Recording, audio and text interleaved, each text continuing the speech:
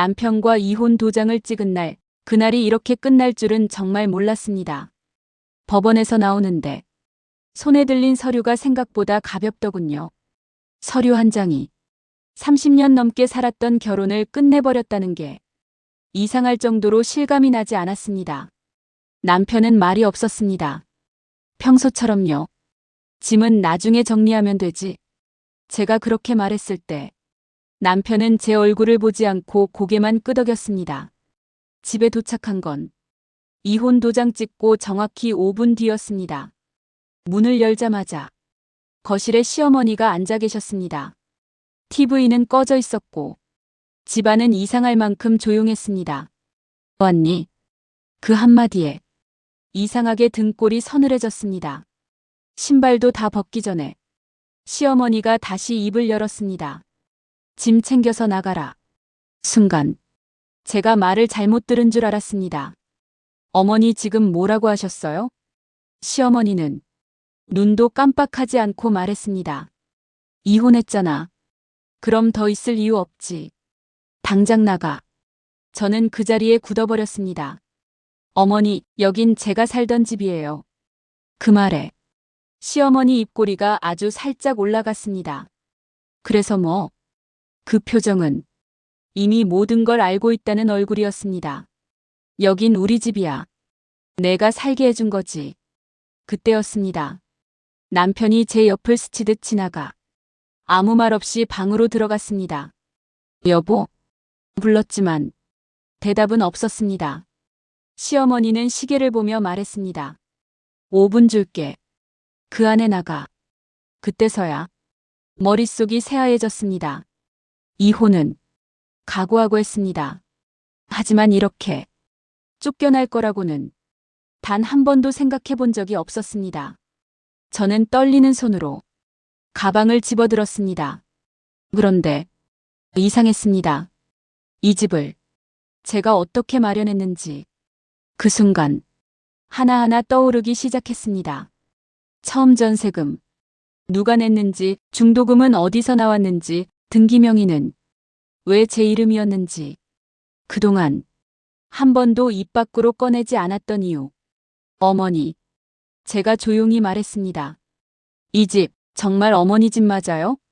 그 질문에 시어머니의 얼굴이 처음으로 굳었습니다. 시어머니의 얼굴이 굳은 건 아주 잠깐이었습니다. 정말 눈 깜짝할 사이였죠. 무슨 소리야? 시어머니는 아무렇지 않은 척 말끝을 흐렸습니다. 집이 집이지. 괜히 말 돌리지 말고 짐이나 챙겨. 그 말투는 이미 결론이 난 사람의 말투였습니다. 하지만 저는 그 순간 확신했습니다. 시어머니도 완전히는 모른다는 걸. 어머니, 제가 다시 말했습니다. 이 집 계약할 때 중개사분이 그러셨어요. 명의는 제 이름으로 하는 게 맞다고. 그 말이 끝나기도 전에 시어머니가 자리에서 벌떡 일어났습니다. 그런 거 하나도 기억 안 나.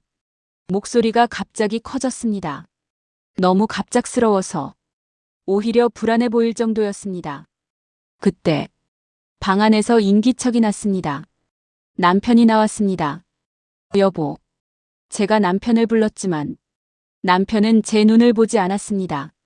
대신 시어머니 쪽으로 고개를 돌렸습니다. 엄마, 이제 그만해. 그 한마디에 시어머니가 소리쳤습니다. 뭘 그만해. 내가 이 집을 샀어? 얘가 샀어? 그 질문에 남편은 아무 말도 하지 않았습니다. 그 침묵이 모든 걸 말해주고 있었습니다. 저는 그제야 알았습니다. 이혼보다 더 큰 싸움은 이제부터라는 걸. 여보, 제가 최대한 차분하게 말했습니다. 우리 한 번만 솔직해지자.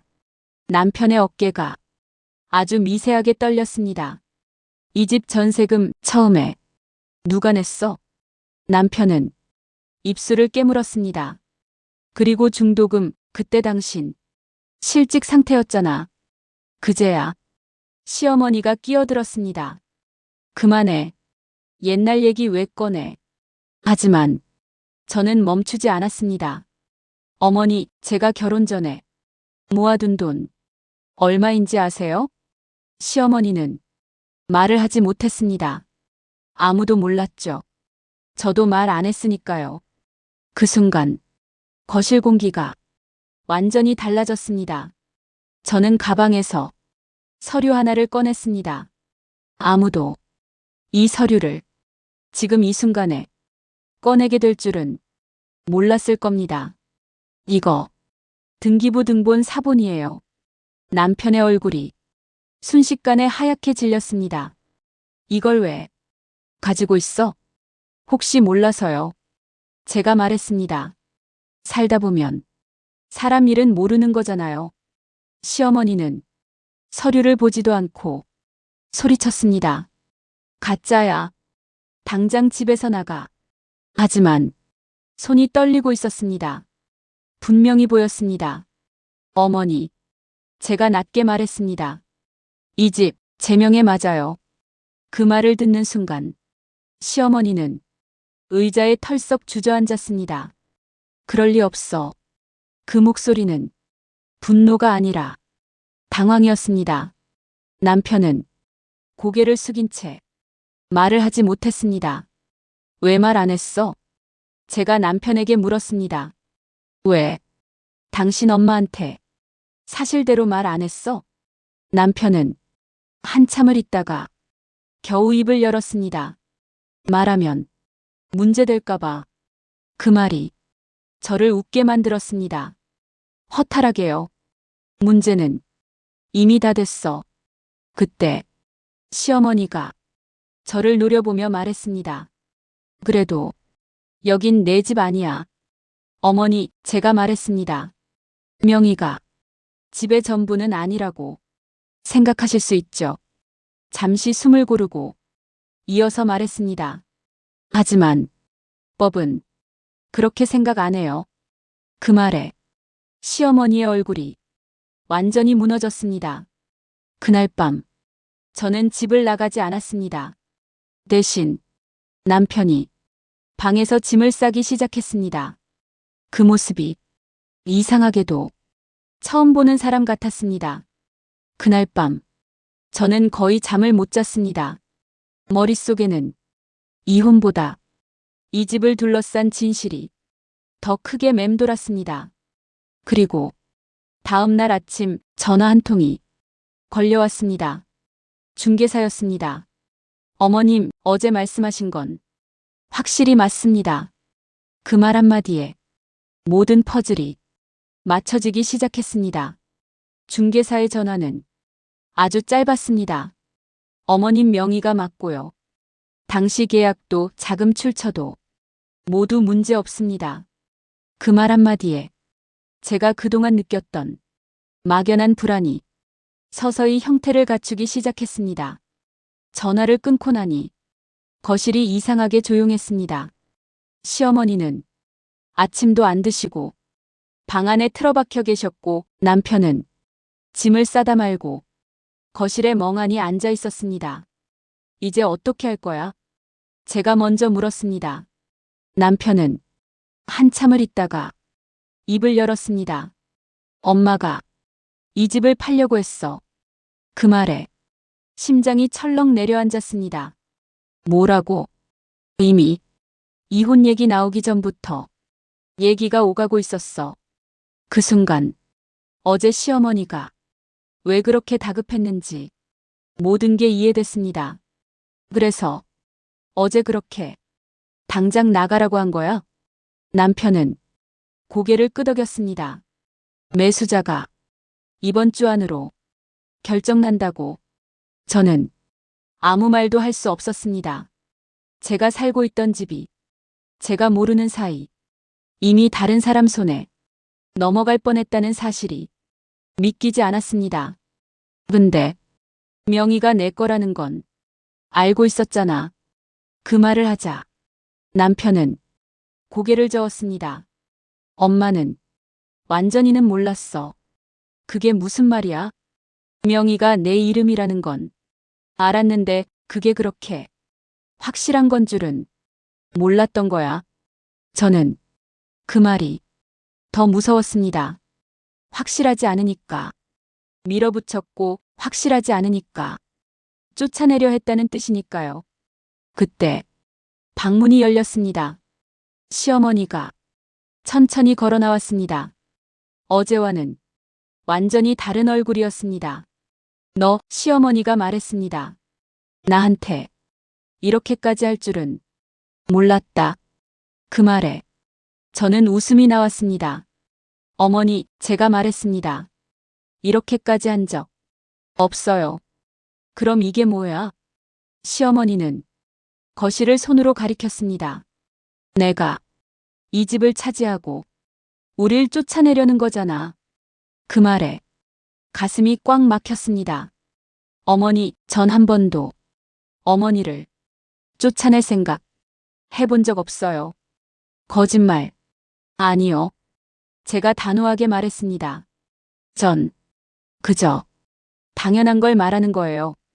그 순간 시어머니는 제 앞까지 다가왔습니다.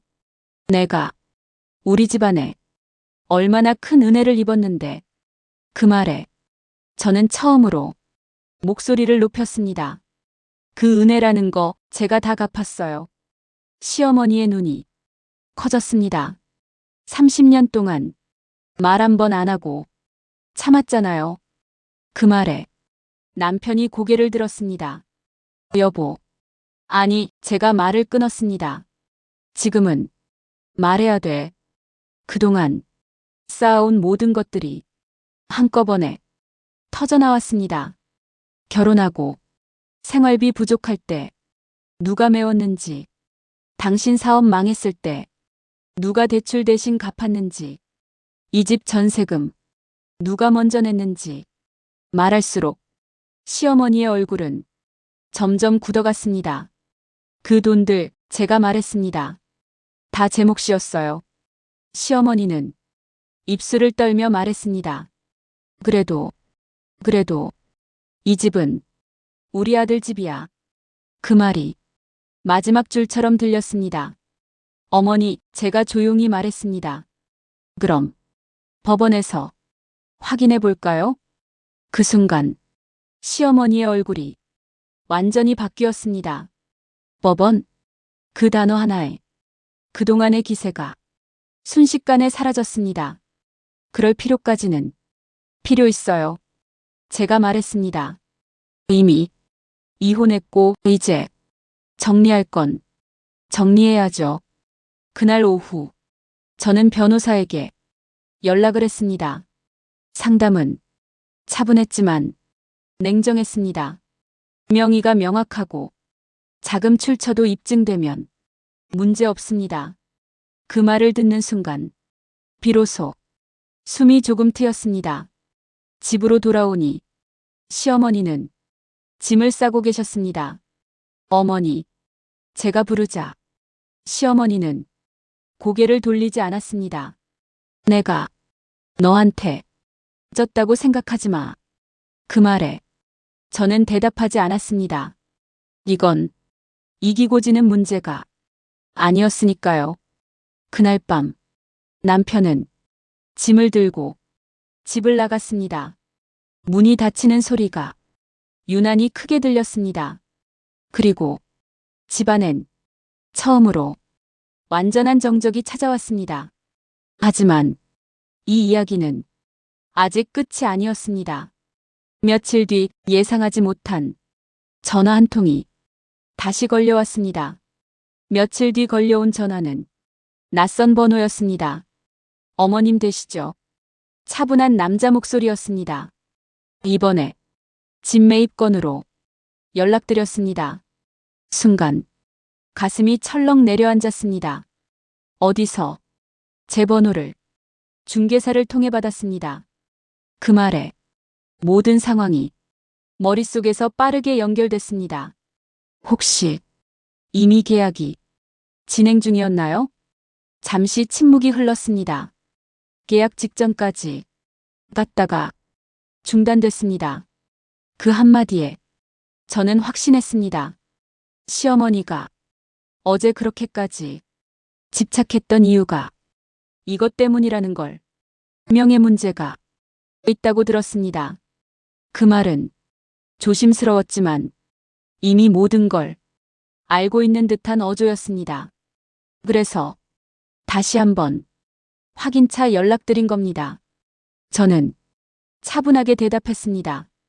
이 집은 제 명의고 매각 의사는 없습니다. 전화기 너머에서 짧은 한숨 소리가 들렸습니다. 알겠습니다. 그럼 이거는 완전히 정리하겠습니다. 전화를 끊고 나니 손이 떨렸습니다. 그날 밤 시어머니에게서 처음으로 전화가 왔습니다. 잠깐 얘기 좀 하자. 목소리는 예전과 달리 힘이 빠져 있었습니다. 무슨 얘기신데요? 나도 너랑 싸우고 싶어서 이러는 건 아니다. 그 말에 웃음이 나올 뻔했습니다.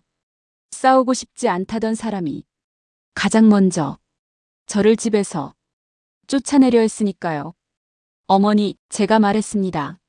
이제 돌릴 수 있는 건 없어요. 그래도 너무하잖아. 그 말에 저는 한참을 말하지 않았습니다. 그리고 조용히 입을 열었습니다. 어머니는 저한테 단 한 번이라도 괜찮냐고 물어본 적 있으세요? 전화기 너머에서 아무 소리도 들리지 않았습니다. 이혼 도장 찍고 집에 돌아왔을 때 짐 챙기라고 하시기 전에 한 번이라도 제 입장 생각해 보셨어요? 그날 시어머니는 아무 대답도 하지 않았습니다. 며칠 뒤 변호사 사무실에서 모든 정리가 공식적으로 진행됐습니다. 서류는 차갑고 정확했습니다. 재산 분할 대상 아님, 단독명예 인정. 그 문장 하나하나가 그동안 제가 혼자서 지켜왔던 시간들을 증명해주는 것 같았습니다. 남편은 끝까지 아무 말도 하지 않았습니다. 도장을 찍으면서도 고개를 들지 않았습니다. 마지막으로 하고 싶은 말 있으세요? 변호사의 질문에 남편은 잠시 고민하다가 고개를 저었습니다. 그 모습이 이상하게도 가장 슬펐습니다. 모든 일이 끝난 뒤 집으로 돌아오는 길 처음으로 이 집이 온전히 제 집처럼 느껴졌습니다. 소파에 앉아 불을 켜지 않은 채 한참을 있었습니다. 이 집에서 아이도 키웠고 웃기도 울기도 했고 참기도 많이 참았습니다. 그리고 이제야 비로소 알았습니다. 이 집이 중요했던 게 아니라 제가 나 자신을 지키는 법을 이제야 배웠다는 걸. 며칠 후 시어머니가 마지막으로 집에 들렀습니다. 짐을 찾으러 온 거였습니다. 이제 정말 끝이네. 그 말에 저는 고개를 끄덕였습니다. 네, 어머니. 시어머니는 잠시 서 있다가 말했습니다. 내가 이길 줄은 몰랐다. 그 말에 저는 조용히 대답했습니다. 이긴 게 아니라 제자리로 돌아온 거예요. 시어머니는 아무 말 없이 문을 나섰습니다. 문이 닫히는 순간 이상하게도 눈물이 나지 않았습니다. 대신 가슴이 아주 가볍게 비워진 느낌이었습니다. 그리고 그날 밤 저는 처음으로 아무 걱정 없이 잠들었습니다. 모든 일이 끝나고 집에 혼자 남았을 때 이상하게도 허전함보다 고요함이 먼저 왔습니다. 그동안 이 집은 항상 누군가의 눈치를 봐야 하는 공간이었습니다.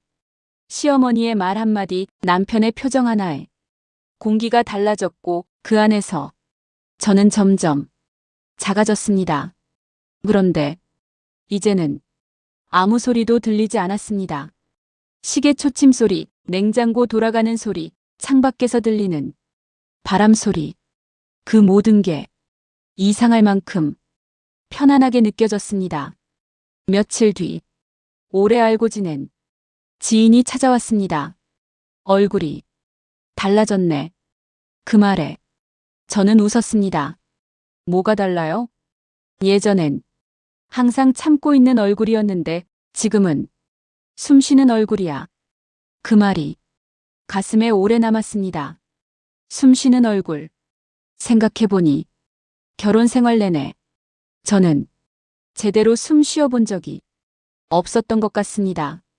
며칠 후 동네 마트에 갔을 때 우연히 시어머니 지인을 마주쳤습니다. 어머, 그 집 말이 많더라. 그 말에 저는 아무 대답도 하지 않았습니다. 사람들은 항상 자기 입장에서 이야기를 만듭니다. 하지만 이제는 그 이야기 속에 제가 들어가지 않아도 괜찮았습니다. 남편에게서 마지막 연락이 온 건 한 달쯤 지나서였습니다. 잘 지내? 짧은 문자였습니다. 저는 한참을 보다가 답장을 하지 않았습니다. 미워서가 아니라 더 이상 할 말이 없어서였습니다. 그 관계는 대답으로 이어질 수 있는 관계가 아니었으니까요. 대신 그날 저는 집안의 가구 배치를 조금 바꿨습니다. 소파를 창가 쪽으로 옮기고 오래된 식탁을 처분했습니다. 그 식탁엔 늘 말 없는 저녁이 놓여 있었으니까요. 며칠 뒤 변호사에게서 마지막 확인 전화가 왔습니다. 모든 절차 완전히 종료됐습니다. 그 말을 듣는 순간 비로소 정말 끝났다는 게 실감났습니다. 저는 혼자 차를 끓여 창가에 앉았습니다. 밖에서는 아이들 웃음소리가 들렸고 평범한 하루가 아무 일 없다는 듯 흘러가고 있었습니다. 그 평범함이 그날은 유난히 소중하게 느껴졌습니다. 이혼을 하고 집을 지키고 관계를 정리하고 나서 사람들이 저에게 묻곤 합니다. 후회는 없어요? 그럴 때마다 저는 이렇게 대답합니다.